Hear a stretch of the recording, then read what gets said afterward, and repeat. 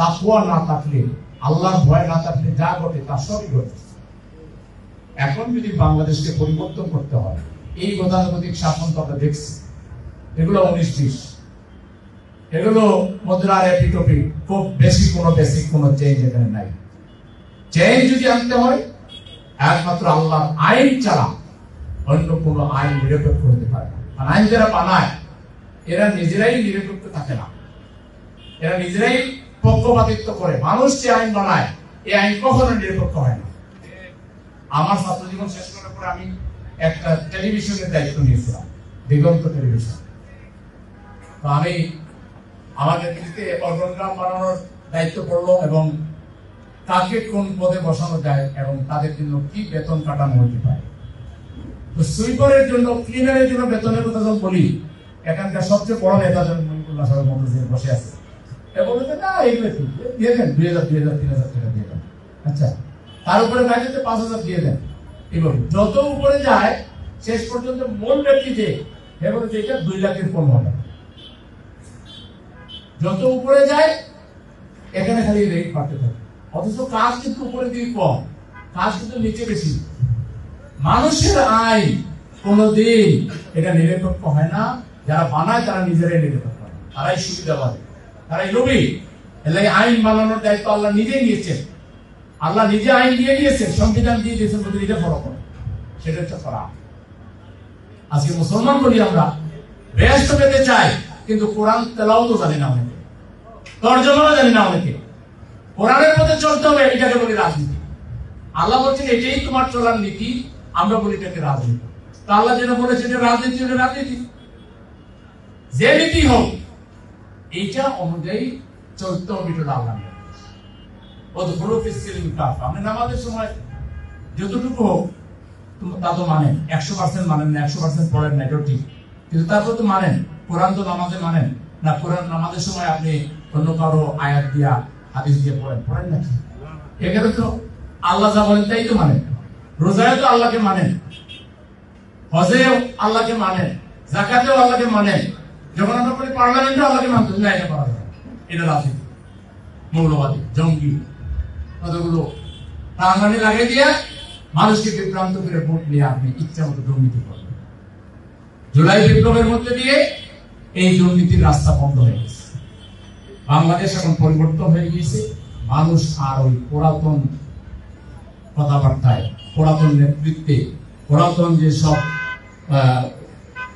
যেগুলো করা হয়েছে সেই পথে মানুষ আর যেতে চায় না। মানুষ চেয়ে চায়।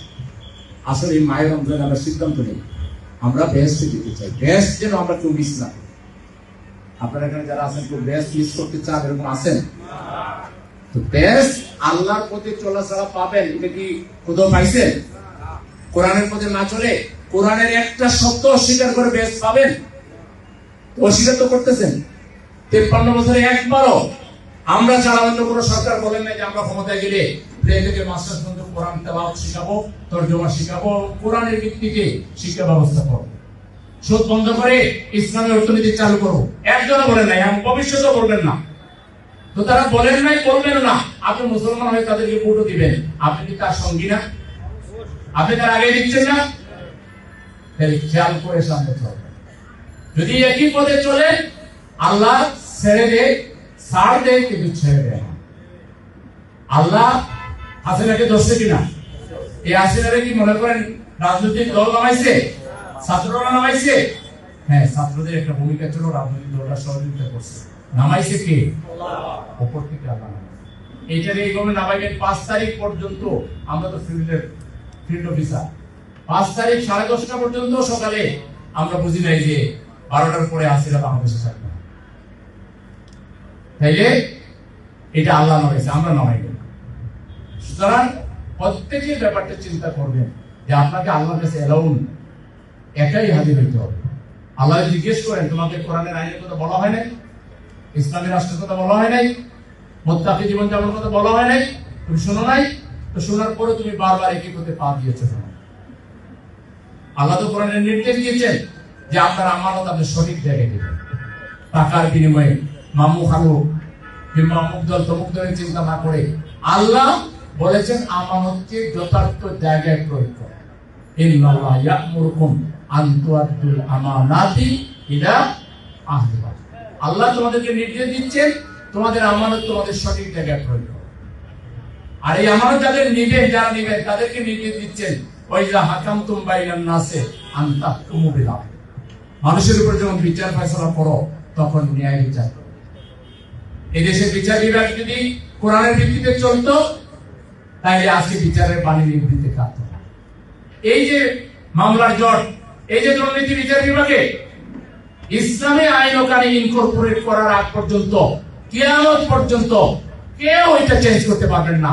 একমাত্র ইসলামিক ল কানুন ইনকর্পোরেট করেন, 5 বছরের ভিতরে বিচার বিভাগ অন্য রূপ ধারণ করে মানুষ যা বিচার পাবে।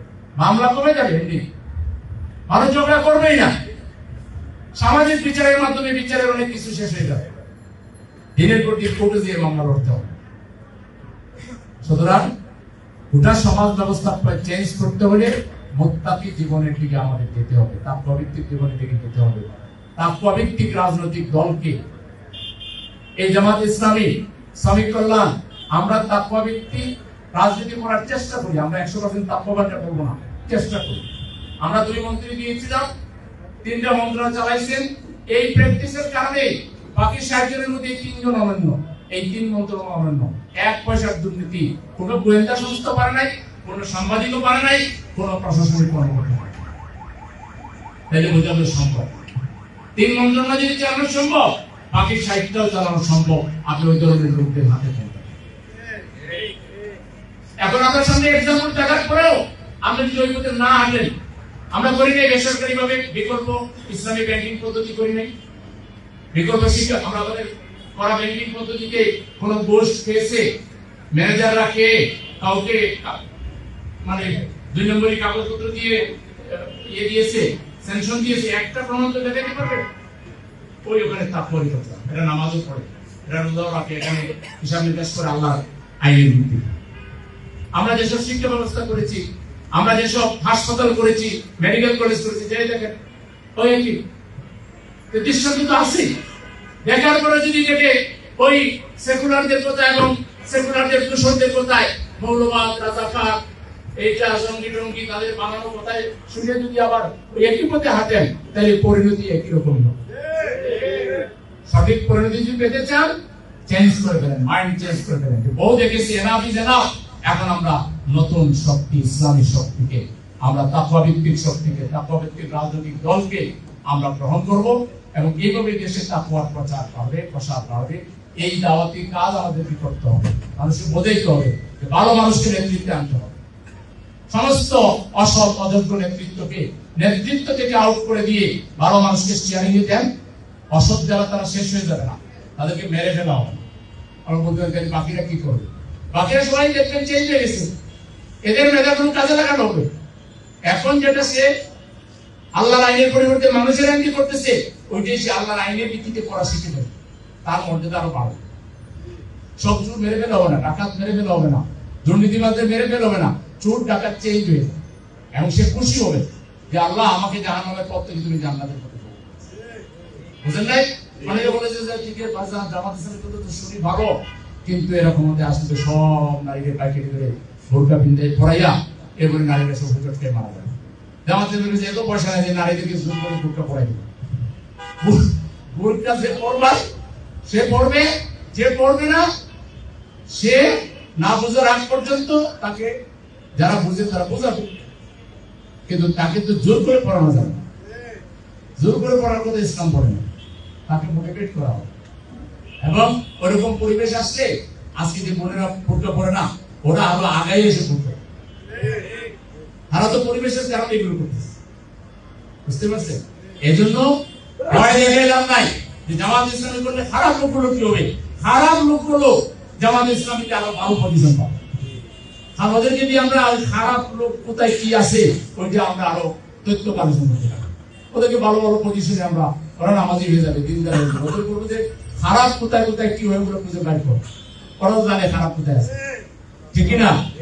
জামাত ইসলামের হাতে এমন কৌশল আছে, মেধা আছে, এগুলো দিয়ে গোটা জাতিকে আমরা ইনক্লুড করে একটা ইনক্লুসিভ সরকার, ইনক্লুসিভ সমাজ, যেখানে খারাপ লোকেরাও ভালো হয়ে যাবে, ভালো লোকেরা খারাপ লোকদেরকে সহযোগিতা করে তাদেরকে ওই খারাপ থেকে ফিরিয়ে নিয়ে আসবে ইনশাআল্লাহ।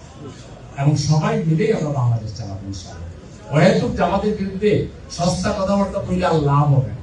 মানুষ এখন যথেষ্ট সজাগ, কি বলেন, সজাগ কিনা? মানুষ এখন যথেষ্ট সজাগ। সুতরাং আগামীর বাংলাদেশ, আমরা একটা শুদ্ধ বাংলাদেশ চাই, পরিশীলিত বাংলাদেশ চাই, মানবিক বাংলাদেশ চাই, সুস্থ বাংলাদেশ চাই, সমৃদ্ধ বাংলাদেশ চাই, আমরা একটা হেলদি বাংলাদেশ চাই, রুগ্ন বাংলাদেশ আর দেখতে চাই না। আমরা আমাদের কুলের বাচ্চা বা 2-3 বছরের বাচ্চা দর্শনের শিকার হচ্ছে, এই দৃশ্য বাংলাদেশটা যদি বন্ধ করতে হয় একমাত্র আল্লাহর আইন ছাড়া মানুষের আইন দিয়ে কিয়ামত পর্যন্ত হবে। সুতরাং এই অশ্লীলতা, বেহায়াপনা এবং সমস্ত নোংরামিকে বন্ধ করে যদি একটা বিশুদ্ধ সমাজ আমরা কায়েম করতে চাই, আসল ইসলামী আইনের দিকে যাই, ভালো মানুষের নেতৃত্বের দিকে যাই। আল্লাহ যেন আমাদের সবার বিবেকের বদ্ধ কপাটটাকে খুলে দেন, আমরা যেন আমাদের আত্মীয় স্বজনকে বোঝাইতে পারি, প্রতিবেশীদেরকে বোঝাইতে পারি, সমাজের মানুষদেরকে বোঝাইতে পারি, আমরা যেন জান্নাতের দিকে আল্লাহর নির্দেশ অনুযায়ী সবাই মিলে দৌড়াতে পারি। আল্লাহ আমাদের সবাইকে তৌফিক দান করুন।